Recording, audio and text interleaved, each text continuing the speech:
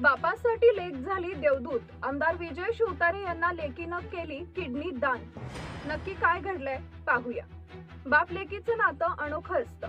आपली लेक ही बापासाठी सर्वात मोठा आनंद असते. दोघांचाही एकमेकांवर अफाट जीव असतो. वडील आणि मुलीच्या नात्यात एक वेगळ्याच प्रकारचा भावनिक ओलावा असतो. प्रत्येक मुलीसाठी तिचे वडील हे हिरोच असतात. आपल्या या हिरोसाठी मुलगी काहीही करू शकते. लेक बापाची लाडकी जशी दुधावरची साय. लेक होते बापासाठी पुन्हा एकदाची माय. श्रमलेल्या बापासाठी लेक नारळाचं पाणी याच ओळी खऱ्या करून दाखवणाऱ्या आज असंख्य तरुणी वडिलांच्या खांद्याला खांदा लावून त्यांना आधार देत आहेत.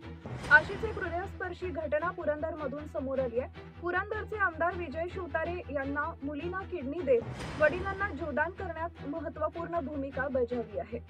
पुरंदरचे आमदार विजय शिवतारे यांच्यासाठी त्यांची लेक डॉक्टर ममता शिवतारे या साक्षात देवदूत बनून धावून आले.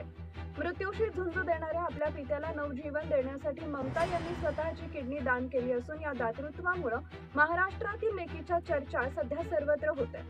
डॉक्टर ममता यांचं सर्वत्र कौतुक होत असून हे फक्त एक कन्याच करू शकते. मुलगी वंशाचा दिवा चालवू शकते अशा उत्स्फूर्त प्रतिक्रिया संपूर्ण पुरंदर मधून व्यक्त होत